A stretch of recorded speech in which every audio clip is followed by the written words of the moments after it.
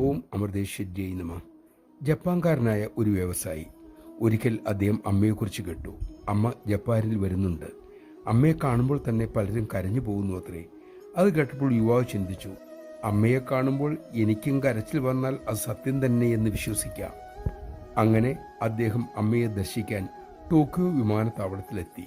അമ്മ പുറത്തു വന്നു, മക്കളെ ആശ്ലേഷിച്ചു. പലരും കരയാൻ തുടങ്ങി. യുവാവിനെയും ആശ്ലേഷിച്ചു. പക്ഷെ അദ്ദേഹത്തിന് സന്തോഷം തോന്നി, കരച്ചിലൊന്നും വന്നില്ല. രണ്ടാം ദിവസവും അദ്ദേഹം എന്തുകൊണ്ടോ ദർശനത്തെത്തി. അമ്മയുടെ സ്നേഹം ജനങ്ങളിലേക്ക് ഒഴുകുന്നത് കണ്ട് അമ്മയ്ക്കരികിൽ താഴെ അദ്ദേഹം വെറുതെ അമ്മയെ നോക്കിയിരുന്നു. അമ്മയുടെ പ്രേമം കണ്ട് അദ്ദേഹം വിസ്മയിച്ചു. എന്തൊരു നിഷ്കളങ്കമായ പ്രേമം! അതോർത്തപ്പോൾ അദ്ദേഹത്തിൻ്റെ മിഴികൾ നിറഞ്ഞൊഴുകാൻ തുടങ്ങി.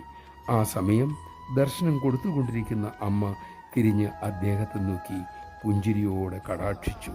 അദ്ദേഹത്തിൻ്റെ ഹൃദയം മന്ത്രിച്ചു. അങ്ങനെ ഞാനും കരഞ്ഞു. നമഃശിവായ.